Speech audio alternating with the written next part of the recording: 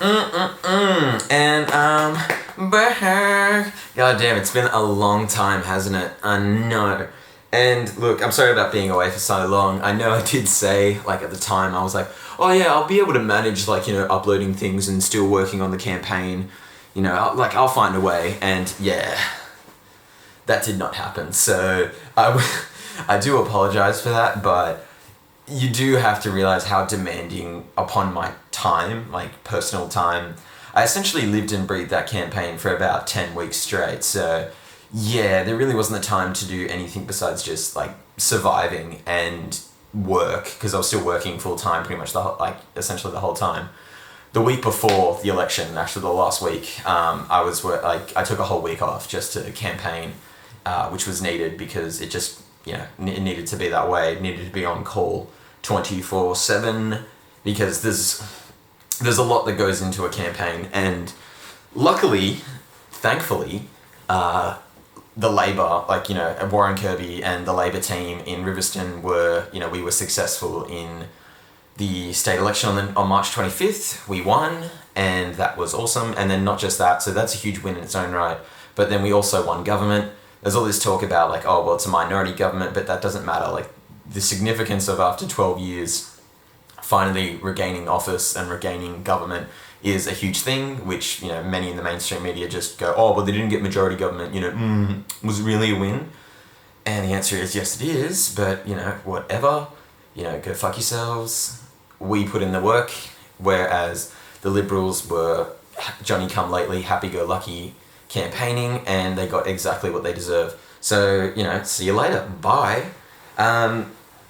And so look, I'll cover more details around that and about the campaign and my involvement in it and some of the lessons I learnt throughout my participation, and in further videos. I'm gonna do a series or something, a little mini series. I say mini, but it's still gonna be long. It's just gonna be cut up across a number of videos. But what are we gonna talk about today? So there was a book I read during the campaign, because, still going to work and stuff, still reading on the train, so I was still, doing things, even though I wasn't, imparting it onto you all. I was still, was doing things in the background and, taking down notes and, marking things to share. And there is a book I read called How to Listen. Wow, isn't that a very self-descriptive title of what we're going to cover today? And I know, but it's going to be a little bit of a switch up. I know, the 180 Uno reverse card on you, because it's not going to be listening to others, even though, a lot of this book is about learning how to listen to others, and I'm sure we'll cover off different parts of that later, or some just interesting findings or thoughts that I took from it. But one that was kind of important for me, or one that I thought was really good as an exercise, was I was on the train to work. And there was, on page 37 here, there's this listening to yourself exercise. And I've seen different things of this, vein or variety before, but I thought the way this one did it was really, not necessarily different, markedly different, but at least I felt like after I did it, I felt very much like it had a good impact, a strong impact on bringing out issues that I hadn't wanted to address, or was subconsciously repressing, or whatever you want to call it, just didn't feel like I was up to dealing with. But this exercise helped bring that to the surface. And I think with a lot of issues that we have in our lives, they seem a lot more daunting and harder than they really are when we avoid them, and when we kind of repress them and don't think, just want to not think about it and be avoidant, be problem avoidant or issue avoidant.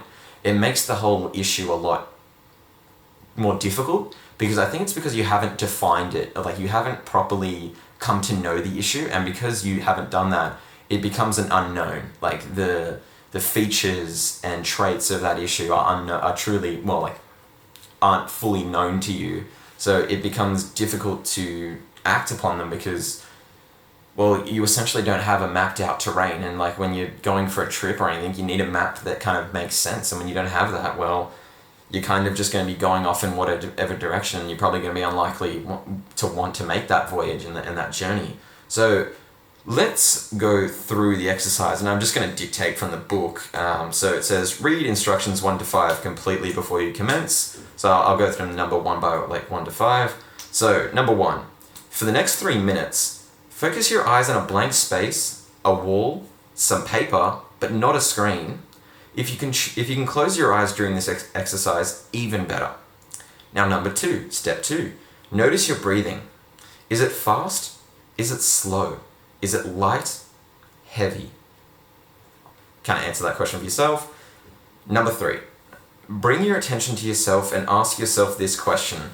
What am I not listening to in myself? 4, switch your phone to do not disturb and set your alarm for 3 minutes. Step 5, sit and ask yourself, what am I not listening to in myself? Do this for 3 minutes. And then step 6, it says, please commence now, but I think you get the message there. And what did I uncover? Like, I think when I was doing this on the train, I think there was like something to do, one of the issues, like there was like 3 or 4 things that came up, but I'm trying to remember which ones came up at the time. I think I've addressed them all now. Or at least mostly, I've addressed them mostly for the most part. Maybe I need to do the self-listening exercise again. Wow, God. Yeah, God, me giving myself advice and advice to you at the same time. See, aren't we both winning from this? I know I make nothing from this monetarily, but God, the life value that I get out of it is just so much better. So thanks for sticking around, I guess.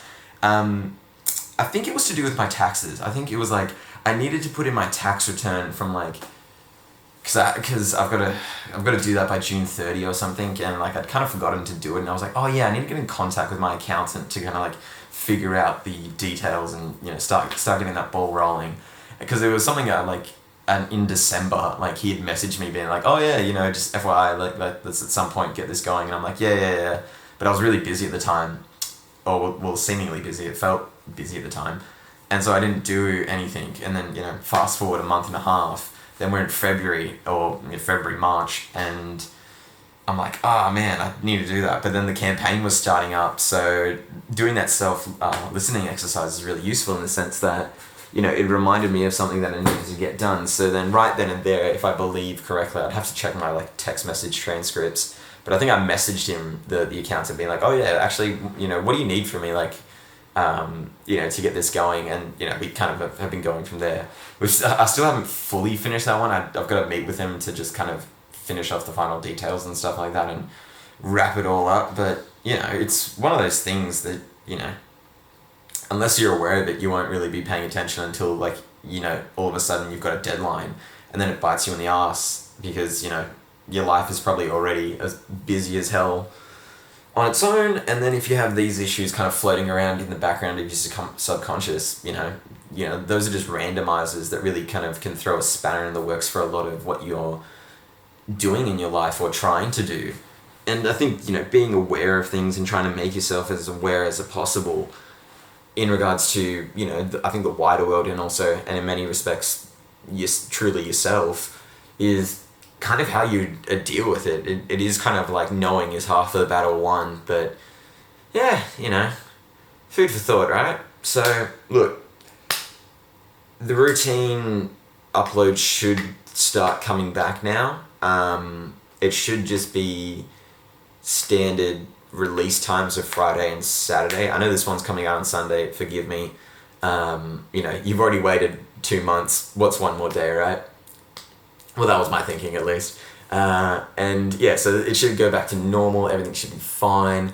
Like always, you know, like, subscribe, follow, all that jazz. And if you do have the time to post or something like your own question, your own thought, you know, please do, because I do appreciate that kind of stuff, because it reminds me and I guess pushes me in a direction where, like, I have to focus on issues or come up with solutions or ideas that aren't necessarily specific to my own personal experience. Like, I've experienced, you know, in the short amount of time I've been alive, you know, quite some interesting, you know, things. But I'm always curious about hearing the problems and things that other people face, and coming up with, you know, and then that prompts me to go do some research, or, you know, do a bit of reading or find some sort of answer, or even it's just a thought a can of worms kind of situation. I think it's still good to have those conversations. So yeah, feel free to comment or give suggestions in, either directly email me or in the comments of this video or any video really. And yeah, let's make magic happen, right? So yeah, I'll see you next week. Bye.